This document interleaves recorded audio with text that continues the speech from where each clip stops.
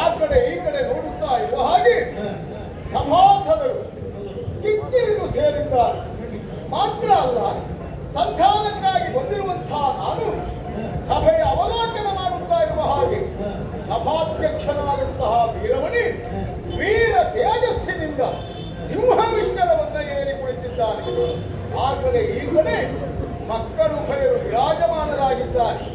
ಆದ್ರೆ ಆಶ್ಚರ್ಯ ಅಂದ್ರೆ, ನಾನು ಒಂದು ಕೆಲವು ಕ್ಷಣ ಕಳೆದರೂ ಸಹ ಯಾರೊಬ್ಬರು ನನ್ನತ್ತ ಗಮನ ಹರಿಸುವುದಿಲ್ಲ. ಹೆಚ್ಚೇನು ಅರಸನಾದಂತಹ ವೀರಮಣಿಯು ಅವನ ಅನುಯಾಯಿಗಳು ನನ್ನ ಕುರಿತಾಗಿ ಲಕ್ಷ್ಯ ವಹಿಸುವುದಿಲ್ಲ ಅಂತಾದ್ರೆ ಯಾಕೆ ಮಾಡಿದ್ರು?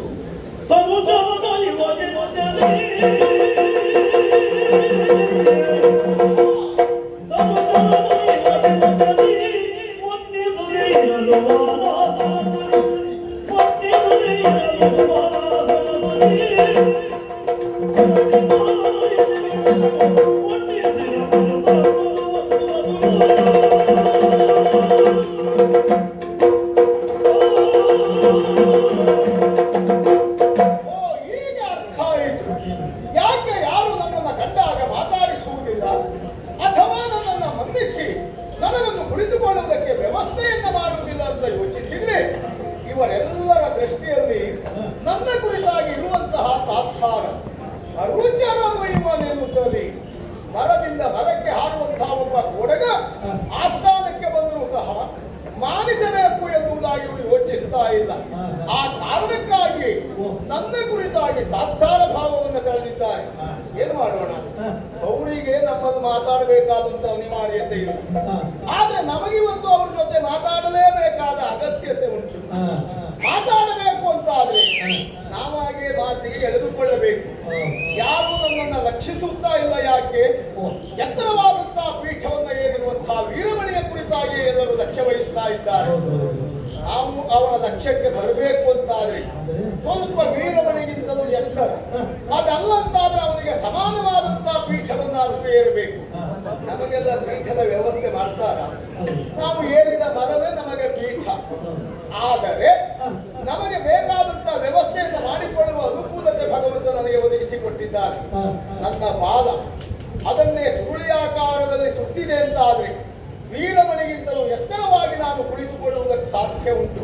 ಹಾಗಾಗಿ ಅವ ಕೊಡುವ ಆಸನಕ್ಕಾಗಿ ನಾನು ಕಾಯುವುದಲ್ಲ, ನಮಗೆ ಬೇಕಾದ ಆಸನವನ್ನು ನಾನೇ ಸಿದ್ಧಪಡಿಸಿಕೊಳ್ಳಬೇಕು ಅಂತಾದ್ರೆ ಪಾದವನ್ನು ಸುತ್ತುತ್ತೇನೆ.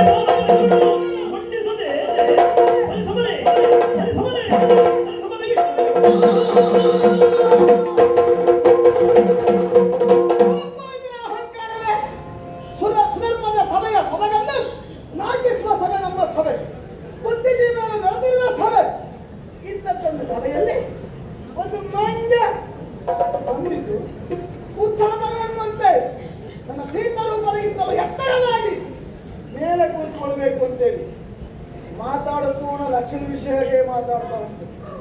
ಪುನಃ ಲಕ್ಷ್ಮಿ ವ್ಯವಹಾರ ಬಿಟ್ಟು ಬೇರೆ ಇರುವ ಕಾಣಿಸ್ತದೆ. ಓದಲೆಲ್ಲ ಲಕ್ಷ್ಮಿ ಲೆಕ್ಕ ಹಾಕುವುದೇ ಕಾಣಿಸ್ತದೆ. ಯಾರು ಎದುರಿದ್ದೇವೆ ಅಂದ್ರೆ ಲಕ್ಷ್ಯ ಇಟ್ಕೊಂಡು ಲಕ್ಷ್ಯ ಬಗ್ಗೆ ಮಾತಾಡು.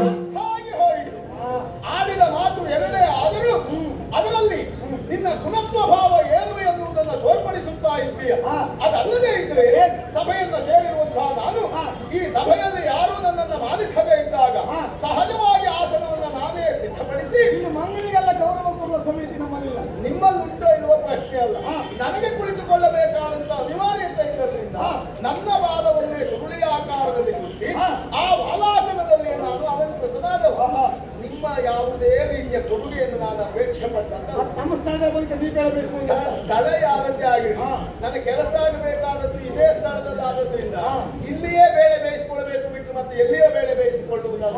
ಕೆಲಸ ಏನು ಅಂತ ಹೇಳಿ ಲಕ್ಷ್ಯ ಅಲ್ಲ, ನೋಡ್ತೇನೆ ನಿನ್ನ ಕೆಲಸ ಏನು ಅಂತ ಹೇಳಿ ಮನೆಯವರೆಗೂ ನೀನು ನೋಡುವುದೇ ನಿನ್ನ ಕೆಲಸ ಆಗ್ತದೆ ಬಿಟ್ಟರೆ ಮಾಡುವ ಕೆಲಸ ಮದಮುಖ ಎನ್ನುವುದಾಗಿ ಹೇಳಿದೆಯಲ್ಲ. ನಿಮ್ ಮಿತ್ರರು ಬಂದಾಗ ಆ ಕ್ಷಣದಿಂದ ಈ ಕ್ಷಣದವರೆಗೆ ನಾನು ನೋಡ್ತಾ ಇದ್ದೇನೆ. ನಿಮ್ಮಲ್ಲಿ ಮದಮುಖತ್ವ ಎನ್ನುವುದು ಕೊಂಡಾಡ್ತಾ ಇದೆ ಎನ್ನುವುದಕ್ಕೆ ಅನುಮಾನವೇ ಇಲ್ಲ. ಏನು ಅಣ್ಣ ತಮ್ಮನೇ ಹೌದಾದ್ರು ನಿಮ್ಮಲ್ಲಿಯೇ ಮದಮುಖತ್ವ ತಾಂಡವಾಡ್ತಾ ಇದೆ. ಅವನಿಗಿಂತೂ ನಾನು ಕಡಿಮೆ ಆಗಬಾರ್ದು, ನನಗಿಂತೂ ಅವನು ಕಡಿಮೆ ಆಗಬಾರ್ದು. ನಿಮ್ಮಲ್ಲಿಯೇ ಈ ರೀತಿ ಮದಮುಖತ್ವ ಉಂಟು ಅಂತ ಅದು ಬಂದ ಮೂರನೇ ವ್ಯಕ್ತಿಗೆ ನೀವು ಗೌರವ ಕೊಡ್ತೀವಿ. ಕೊಡುವುದಿಲ್ಲ, ನಾವು ಮಂಗನಿಗೆಲ್ಲ ಗೌರವ ಕೊಡ್ಲಿಕ್ಕಿಲ್ಲ. ಮತ್ತೆ ಅವ ಹಾಡ್ತಾನಂತ ನಾನು ಹಾಡ್ತಾನಂತ ಅವ ಹಾಡ್ತೇವೆ. ಎಷ್ಟೊತ್ತು ಹೇಗೆ ಮುಗಿಸ್ಬೇಕು ಹಾಗೆ ಮುಗಿಸ್ತೇವೆ. ಆಯ್ತಪ್ಪ, ಜೀವನದಲ್ಲಿ ಹಾರುವುದೇ ದೊಡ್ಡ ಕೆಲಸ ಮಾಡ್ಕೊಂಡಿದ್ದೀವಿ. ನೀನು ಮಾಡ್ತೀನಿ ಮಾಡಕ್ಕೆ ನಾವು ಹೇಗೂ ಜಾತಿಯಿಂದಲೇ ಹಾರುವವು. ನಾವು ಹಾರದೇ ಇದ್ರೆ ನಮ್ಮ ಜಾತಿಗೆ ಅಪಮಾನ ಮಾಡಿದ ಹಾಗೆ. ನೀವು ಹೆಚ್ಚು ಹಾರಿದ್ರೆ ನೀವು ಅಪಮಾನ ಮಾಡಿ. ನಾವು ಹಾರ್ತೇವೆ, ನೀವು ಹಾರುವುದಲ್ಲ. ನಾವು ಹೆಚ್ಚು ಹಾರ್ತಾ ಇದ್ರೆ ಅಪಮಾನ ಮಾಡಿದ ಹಾಗೆ.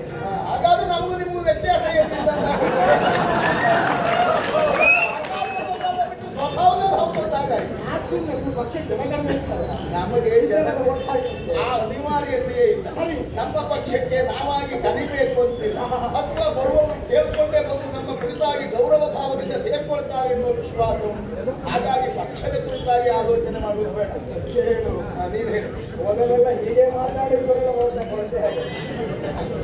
ಹೀಗೆ ಮಾತಾಡಬೇಕಾದಂತಿಲ್ಲ. ಈಗ ನಾವು ಹೇಗೆ ಮಾತಾಡ್ತೇವೆ ಎನ್ನುವುದಕ್ಕಿಂತಲೂ ನಮ್ಮ ಇದಿರಾಗಿ ಬರುವವರು ಹೆಚ್ಚಲ್ಲ, ನಮ್ಮ ಮಾತನ್ನ ಕೇಳುವವರು ತಟ್ಟಲ್ಲ. ಎಲ್ಲಿ ಸೇರಬೇಕು, ಎಲ್ಲಿ ಸೇರಿಕೊಂಡು ಪ್ರಯೋಜನ ಆಗುತ್ತದೆ, ಎಲ್ಲಿ ಸೇರಿಕೊಂಡು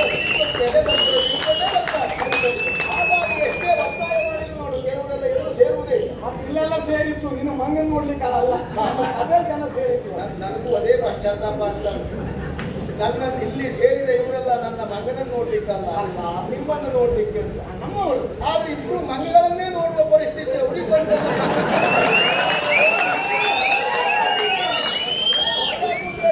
ಯಾಕೆಂದ್ರೆ ಮಗನಿಗೆ ಕೈ ಸಿಗುವುದಲ್ಲ. ಏನಾದ್ರು ನಿಮ್ಮನ್ನು ಸಾಮಾನ್ಯ ಯಾರ ಕೈ ಸಿಗುವುದಲ್ವ ಅಂತ ಇರುವುದಾದ್ರೆ ಇಷ್ಟು ವರ್ಷ ಹೀಗೆ ಇರುವುದಕ್ಕೆ ಸಾಧ್ಯ ಇಲ್ಲ. ಹಾಗಾಗಿ ಸಿಗುವ ಮಂಗ ಇದಲ್ಲ. ಬಿಡು.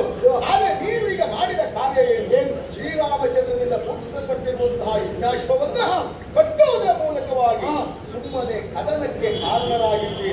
ಶ್ರೀರಾಮಚಂದ್ರ 14 ಲೋಕದ ಒಡೆಯ. ಈ ಲೋಕದಲ್ಲಿ ದೇವೋತ್ತಮ ಎನ್ನುವುದಾಗಿ ನಿರಂತೆಗೆ ಪಾತ್ರರಾದವ ಅಂಥವನನ್ನ ವಿರೋಧ ಕಟ್ಟಿಕೊಂಡು ಯಾಕೆ